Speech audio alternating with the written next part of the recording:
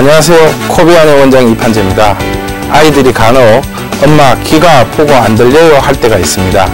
그렇다면 중이염의 경우가 많은데요. 소아에게 있어 중이염은 감기 다음으로 흔한 질병으로 3세 이하 소아의 약 30% 정도는 적어도 3회 이상 중이염을 앓는다고 알려져 있죠. 중이염은 발열, 귀의 통증뿐만 아니라 소아 청력 감소의 가장 흔한 원인이 되므로 절대로 간과해서는 안 됩니다. 그래서 오늘은 코질환과 연관이 깊은 중이염에 관한 내용을 준비했는데요. 먼저 시청자 질문부터 만나보시겠습니다. 집중력도 떨어지고 아이가 그다음에 이제 운동성도 좀 떨어지고 진물도 나오는 것 같고 잘 안 들리세요. 귀가 아픈 것 같은데. 아이들이 평상시에 이제 감기 걸리고 그러고 나면은 이제 중이염이 많이 온다고 하는데 저희들은 일반 눈으로 알 수가 없잖아요. 그러니까 또 열도 많이 난다고 하는데 열 없이도 오는 경우가 종종 있는 것 같거든요. 그러니까 그런 걸 어떻게 해야 알 수가 있는지. 중이염은 모든 연령층에서 발생하지만 특히 소아에게서 많이 나타나는데요. 보통 급성 중이염에 걸리면 심한 이통과 함께 귀에 무엇이 꽉 차 있는 느낌을 받게 됩니다. 고막이 발갛게 발적되면서 중이강에 고름이 차게 되고 심하면 고막에 천공이 생기면서 고름이 흘러나오기도 하죠. 그렇기 때문에 아이들이 중이염에 걸리면 이통과 난청으로 신경질적인 행동을 보이고요. 귀 속이 꽉 막힌 느낌 때문에 머리를 자주 흔들거나 귀를 잡아당기는 행동을 보입니다. 또 열이 나거나 귀에서 진물이 나기도 하죠. 경우에 따라서는 설사를 동반하기도 하는데요. 잘 관찰한다면 아이들의 중이염을 발견할 수 있습니다.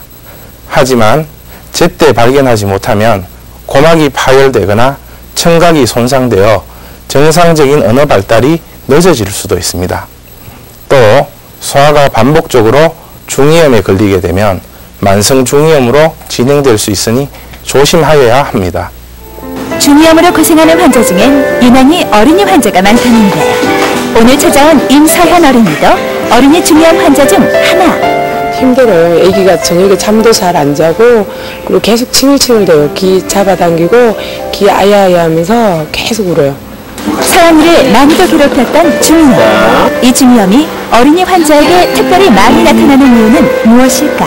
어린이들은 이관이 짧아서 유스타키오관이라고 귀 고막하고 이 목 쪽으로 연결되는 관이 있는데 이게 짧고 수평이 되죠. 근데 어른이 되는 과정에서 점점점 얼굴이 길어지면서 이게 길어지면서 이렇게 수평에서 약간 각도가 기울어지면서 세균감염이 좀 더 일어나는 거니까 애들은 아무래도 이 이관이 짧으면서 수평이니까 목에서 오는 후비루부터 감염이 금방금방 전이가 잘 되어서 어린이들이 중이염이 많이 오는 원인입니다. 서연이의 경우 처음부터 중이염이 있었던 것은 아니라고.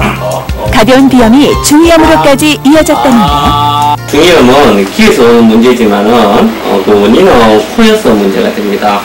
크게 중이염이 오는 원인으로 본다면은 급성 감기, 바이러스로 인해서 중이염이 오는 경우도 있고 오래된 비염, 또 축농증 이런 걸로 인해서 후비루가 생기면서 중이염이 오죠. 이 축농증인 경우에는 거의 애기들 중이염은 거의 축농증을 동반하는 경우가 많은데 축농증이 생기는 것들은 이런 부비동에 공기가 들어가야 되는 곳에 이제 농이 차는 거죠. 농이 차면은 이 앞쪽에 이 동굴에 찾는 농들은 앞으로 빠지는데 뒤에 보면은 이제 저평동에서 생기느나 후사골동에서 생기는 농들은 목 뒤로 넘어갑니다. 이렇게 넘어가면서 아까 이야기했듯이 이관을 자꾸 건들게 되고 그러면 이관이 부어서 막히거나 감염이 일어나죠. 그래서 바로 중이염이 오니까 중이염이 귀에서 오는 병이지만은 궁극적으로는 코가 관리가 잘 돼야 된다는 거죠. 중이염에 어린이 환자가 많은 이유에 대해서 알아봤습니다. 한의학에서 볼 때 중이염은 원인이 외부에서 풍 안으로 풍열의 사기가 침습했거나 내부에서 간담의 화가 왕성한 경우 등이 있습니다. 그렇기 때문에 열독으로 인해 붓고 아픈 염증이 생기는 것이고요.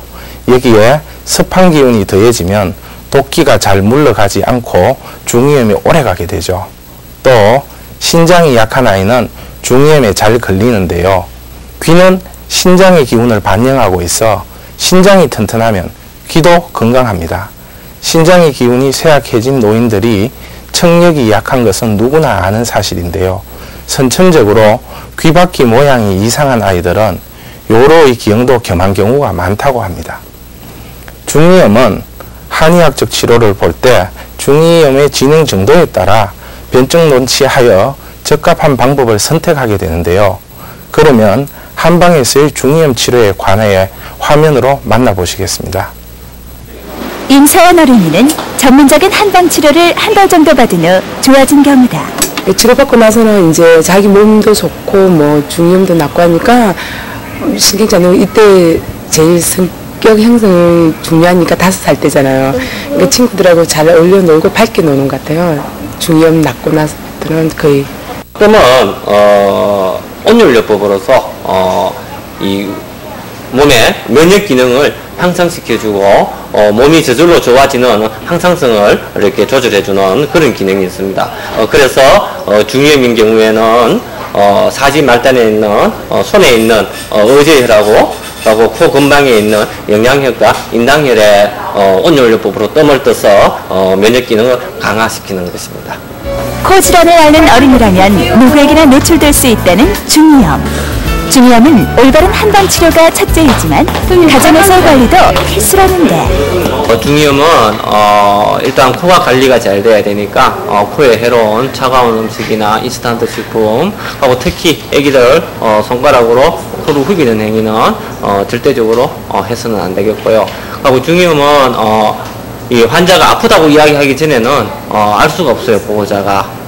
그래서 자주 평소에 코가 안 좋아서 축농증을 앓는 애들은 코가 안 좋으면은 병원에 갈 때마다 귀를 확인해서 미리 조기에 빨리 아는 방법이 가장 최선의 방법입니다.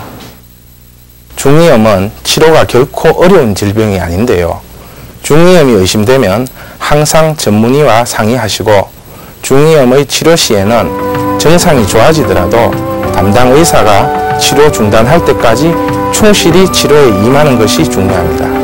오늘은 한방에서의 중이염 치료에 관해서 알아봤는데요. 많은 도움이 되셨으면 합니다. 그럼 다음 이 시간은 저와 함께 코막힘에 대해서 알아볼 텐데요. 다시 찾아올 때까지 건강하십시오. 감사합니다.